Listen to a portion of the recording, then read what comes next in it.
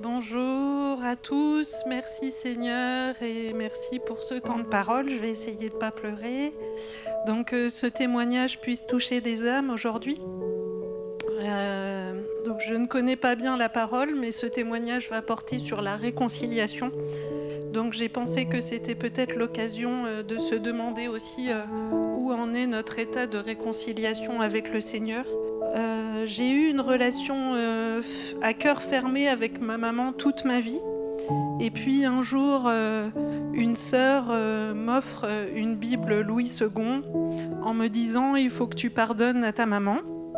C'était il y a quelques années.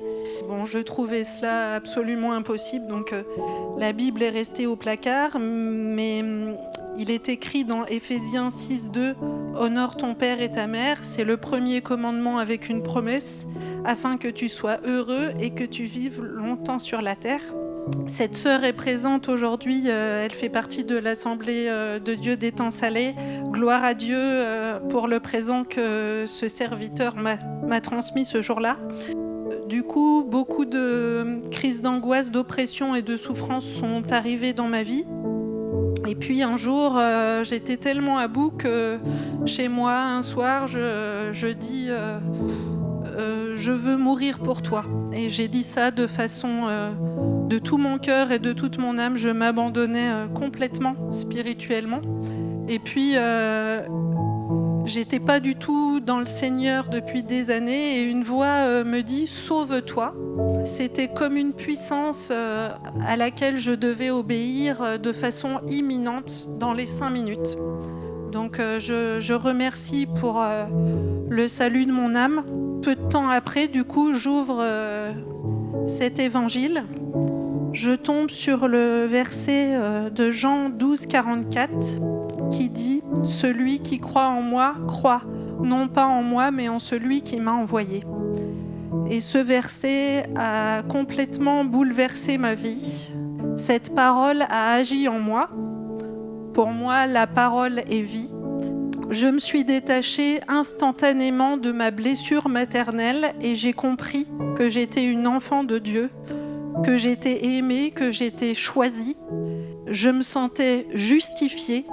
C'est comme si Dieu avait pris toutes mes souffrances pour les remettre dans l'ordre, donner un sens à ma vie. C'est pourquoi je crois en Jésus, en sacrifice qu'il a fait pour moi, pour laver mes péchés, par son sang, et je crois en sa résurrection. Cela m'a apporté la paix, cette réconciliation avec le Seigneur. Et l'Évangile est devenu pour moi un outil de travail personnel complètement miraculeux. Peu de temps après, environ 2 mois après, un miracle de guérison, un deuxième miracle du coup, le Seigneur me délivre instantanément en une journée de toutes mes addictions, le tabac, l'alcool, tout ce qui fait partie des distractions futiles et éloignées du Seigneur.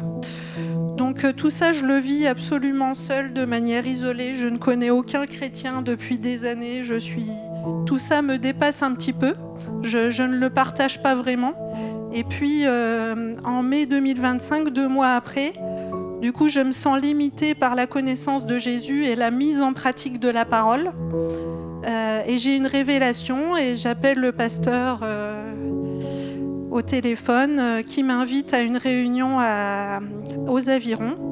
Et je ne connaissais absolument rien à l'église évangélique, mais j'avais confiance parce que le lien ne venait pas de l'homme, mais de Dieu. J'ai été délivrée de savoir qu'il y avait d'autres personnes qui me comprenaient, donc ça allait au-delà d'une communion fraternelle. J'ai compris la puissance de la prière et de l'intercession. J'ai pris conscience de l'Esprit de Dieu, de cette puissance que je ne comprenais pas trop, grâce à l'intercession. Dans Éphésiens 4,4, il est dit « Il y a un seul corps et un seul esprit, comme vous aussi, vous avez été appelés en une seule espérance pour votre vocation. » Et donc l'Église m'a aidée à grandir dans la sanctification par son amour saint, responsable. Et je commence donc à croire à quelque chose que j'avais jamais imaginé, pardonner. Et donc j'ai un soutien de l'Église dans mon cœur énorme, telle une armée dans le bon combat de la foi. Et je vais, alors que ça fait 7 ans que j'avais pas vu ma famille, je vais voir ma maman. et je vais affronter le moment le plus difficile de ma vie. Donc je me prépare pendant plusieurs semaines à ouvrir mon cœur, à être « je suis » devant ma maman, à briser les chaînes.